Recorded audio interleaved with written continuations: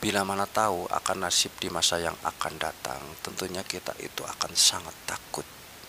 Kita itu tentunya itu akan selalu itu tidak mengingatkan suatu apapun, tidak akan berpikir apapun akan Halo, assalamualaikum warahmatullahi wabarakatuh. Selamat berjumpa kembali saudara-saudaraku semua yang dimana saja berada. Semoga selalu dalam keadaan sehat walafiat, tak kurang suatu apapun. Dalam kali ini kami akan membuat sebuah tema tentang ciri-ciri Imam Al-Mahdi atau yang disebut Satria Piningit, yang di dalam cerita itu berada di atas bumi Nusantara. Ciri-ciri tersebut Imam Al-Mahdi itu ilmunya itu menurut dalam cerita terdahulu, ketika saya itu waktu masih kecil, saya dapat cerita dari guru saya waktu saya masih di bangku sekolah TK. Dalam cerita tersebut itu ciri-cirinya itu dengan ilmuannya itu hampir sama dengan ilmu Rasulullah atau ilmu junjungan kami Kanjeng Nabi Muhammad SAW. Jadi beliau itu kalau dalam bahasa Jawa itu ngerti saduruning winarah, atau tahu masa yang akan datang, apa yang akan terjadi. Dalam cerita tersebut seperti halnya Rasulullah ketika itu cucunya lahir di atas muka bumi ini, Rasulullah sendiri itu menangis dengan kelahirannya cucunya tersebut. Lalu Siti Aisyah itu bertanya kepada Nabi, "Wahai Nabi, kenapa engkau menangis? Bukankah bahagia kalau cucunya itu lahir di atas muka bumi ini?" "Wahai Siti Aisyah, saya menangis karena sedih, karena saya melihat nasib dan takdir masa yang akan datang cucu saya ini, bahwasanya itu nasib yang akan membawanya itu sangat menyedihkan untuk semua umatku." "Kenapa Nabi? Bolehkah saya itu mengetahui dari Nabi sendiri bahwasanya bagaimana nasib di kemudian hari cucu kita ini?"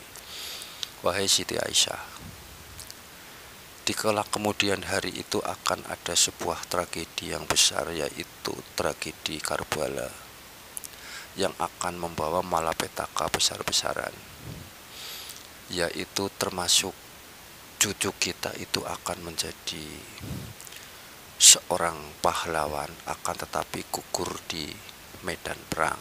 Dalam ceritanya itu seperti itu. Lalu Siti Aisyah itu bertanya kembali, "Apakah takdir itu tidak bisa dirubah, wahai Nabi? Takdir dari Tuhan yang Maha Esa, dari Allah Subhanahu wa Ta'ala itu tidak bisa dirubah, karena takdir itu sudah bawaan dari lahir, janji yang telah diterimanya oleh cucu kita sebelum lahir." Ternyata itu benar. Di kemudian hari, di suatu saat dalam ceritanya itu tragedi perang Karbala besar-besarnya, yaitu yang disebut itu akan menuju ke perubahan zaman, sehingga cucu Nabi itu menjadi korban dari tragedi Karbala tersebut. Waktu itu dalam cerita itu di bulan Muharram, atau yang di dalam cerita Jangka Jayabaya itu boleh disebut itu di tutupan tahun, yang disebut tutupan tahun itu pergantian tahun Jawa atau tahun Hijriah yang disebut tahun Muharram, itulah terjadi sesuatu hal yang sangat-sangat itu miris untuk dalam kehidupan manusia.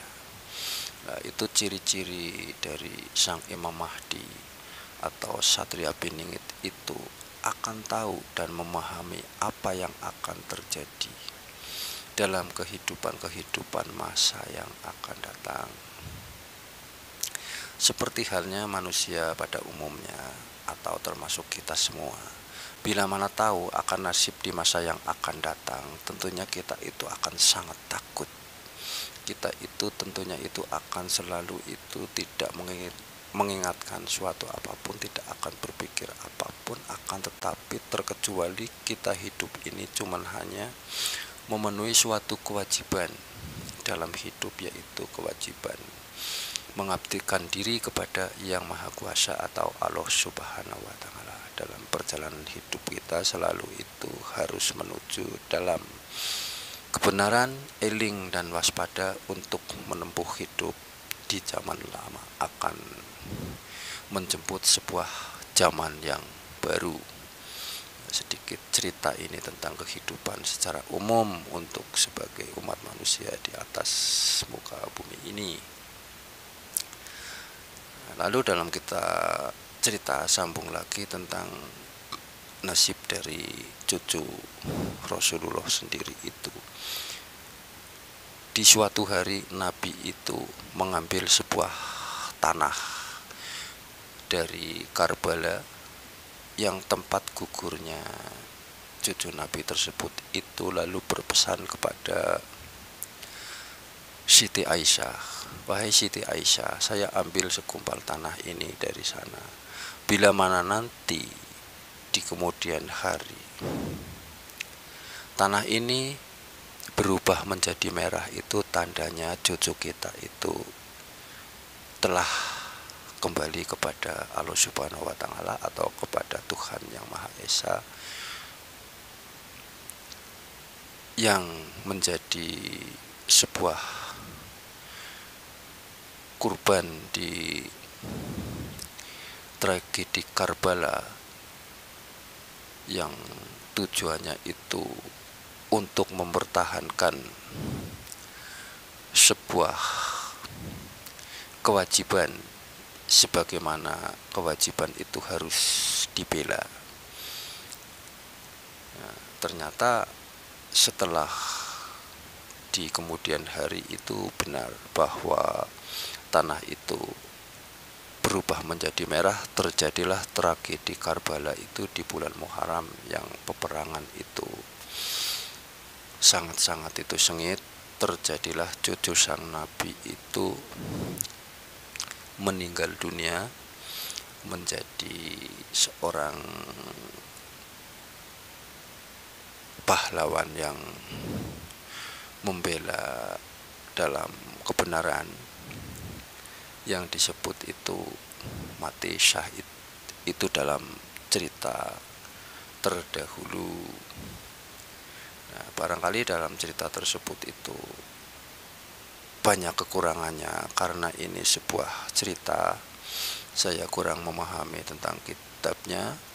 Saya pribadi mohon maaf yang sebesar-besarnya. Ambil segi positifnya, buang sisi negatifnya, barangkali bermanfaat. Terima kasih. Assalamualaikum warahmatullahi wabarakatuh.